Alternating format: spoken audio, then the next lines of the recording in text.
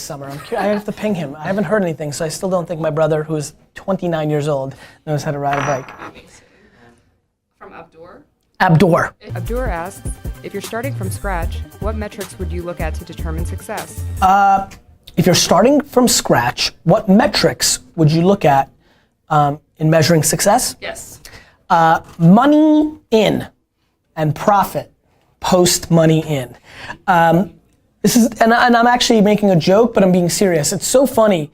I just had a business meeting. I think a lot of people have metrics for the sake of metrics, marketing for the sake of marketing. If you have a business, the only metric that you should be paying attention to is your top line revenue and your profit at the end of the day that can afford to pay your costs that are driving your business. Now, if you're very, very early on, you want to see traction, but I think the reason I'm jumping on this question is we now live in a culture where so many people think the following, which is they've been affected by Twitter, Instagram, Facebook, and Snapchat. If you get tens of millions of followers, it doesn't matter that you don't make money, you eventually become a billionaire. The problem is that works for 7 companies.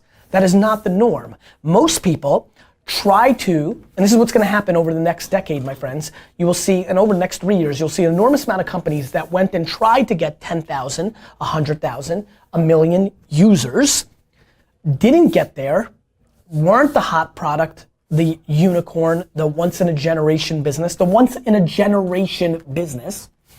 and they ran out of money. And then you go out of business. So what I really want to ground this first question in practicality. The only metric a business person should be understanding is their cash flow. Money in, money out. How do you build momentum? Is it heading in the right direction? I'm very proud that AJ and I and the senior leadership that helped us along the way, we built an actual business here. VaynerMedia isn't a valuation. VaynerMedia is revenue and profit. And I do think that we have gotten way too into users and mentions, and the one that bothers me the most, number of followers. And we've got away from what are you doing? Do you know how many people have come up to me and they're like, yeah, I'm struggling, this is actually, and D-Rock, you're with me, it really hit me during that one kid coming up to me in Colorado, and I don't want to pick on the kid, but like everybody thinks that amassing a following on social media is a business. Amassing a following on social media is a platform for you to create a business on top of. A business is a functioning organization that sells something that you make profit in so that you can sustain that business and grow.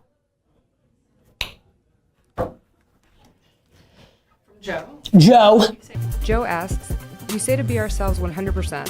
What if you have a troubled past that you overcame? Hide it or embrace it?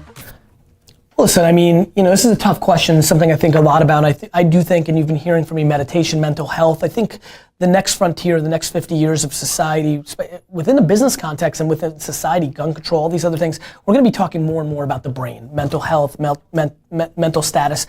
There are people in this world that come from such tough beginnings. We talk a lot about poverty and opportunity, I think because we talk about entrepreneurship.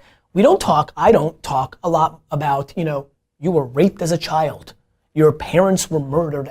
Some of these really extreme, difficult things. I don't understand